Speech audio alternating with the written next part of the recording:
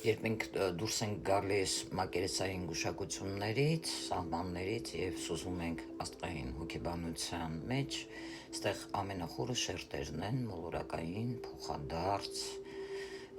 ռեցեպցիա, երևի լսել եք ինչի մասին եմ խոսում, այսինքն ընդունելության եւ հյուսիսային հանգույցի հանելուկների մեջ։ Ընդհանրապես, ինչ է իրականում փոխադարձ ռեցեպցիան, հոգեբանական երկխոսություն եմ ես ձեզ հետ տանում, երբ երկու մոլորակները գտնվում են միմյանց կառավարման նշաններում։ Այսինքն մենք գործ ունենք այստեղ էներգետիկ փոխանակման հետ։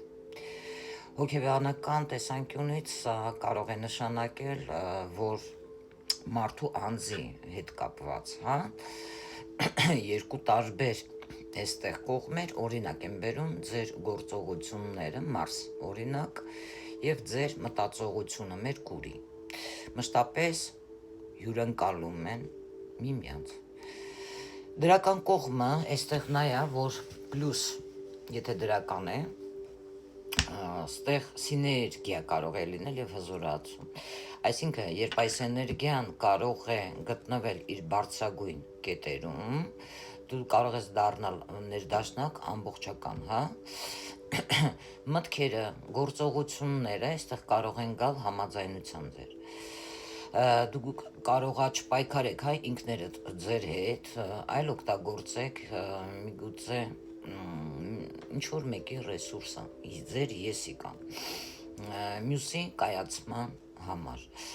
Սա հենց յունգյան իմաստով ինդիվիդուալ կարելի է ասել, գործընթացի մասին է խոսքը, երբ մարդու անգիտակցականի ստվերները դառնում են հենց ձեր ուժի աղբյուրը։ Ընդհանրապես ստվերային կողմը, եթե մինուսն է, օգտագործում եք մինուս, ոչ դրական, այստեղ կախվածություն կարող են լինել, կոնֆլիկտներ կարող են լինել, Ստվերում այս դիրքը կարող է առաջացնել մարդու մոտ ներքին ինչ-որ դավաճանություն, քանի որ այստեղ մոլորակները փոխկապակցված են, երբ մեկը հայտնվում է ճգնաժամի մեջ, իսկ մյուսը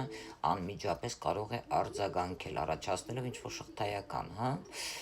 ուրեմն ռեակցիա։ Այստեղ դուք կարող եք ձեզ զգալ, որ ձեր մտքերը անընդհատ ոնց որ սաբոտաժի են ենթարկվում։ Ընդհանրապես նաև այստեղ կարող են սաբոտաժի ենթարկվել ձեր ցանկությունները։ Սա հոգեբանական հենց լաբիրինթոսն է, որտեղ դու կարող ես փնտրել պատասխաններ, բայց կարող է պատտվեն այս ամեն ինչը նույն